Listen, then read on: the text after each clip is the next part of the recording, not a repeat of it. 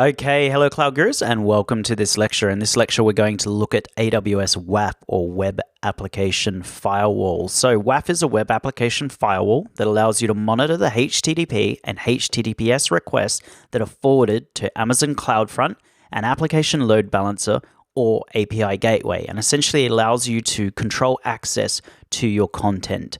So with HTTP and HTTPS, that's happening at the application layer. Sometimes this is referred to as layer 7 in the OSI model. So a web application firewall is a layer 7 aware firewall, and it can see things like query string parameters. It can see the actual information that you're sending to your web servers.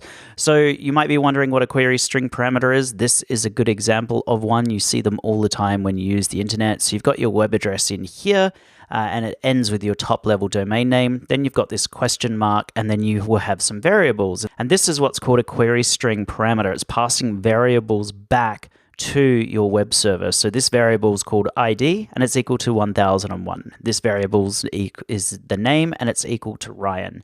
So your web application firewall can actually see down into the layer 7 of this query string parameter, whereas a physical hardware firewall would only be able to go up to layer 4. So web application firewalls are a lot more secure. They can see a lot more information than a typical firewall. So you can configure conditions such as what IP addresses are allowed to make this request, or what query string parameters need to be passed for the request to be allowed. And then the application load balancer or CloudFront or API gateway will either allow this content to be received or give a HTTP 403 status code. So at its most basic level, AWS WAF allows 3 different types of behavior. Behavior number 1, allow all requests except the ones that you specify. Behavior number 2, block all requests except the ones that you specify. Or number 3 is sort of a passive mode, which is just where it's going to count the requests that match the properties that you specify.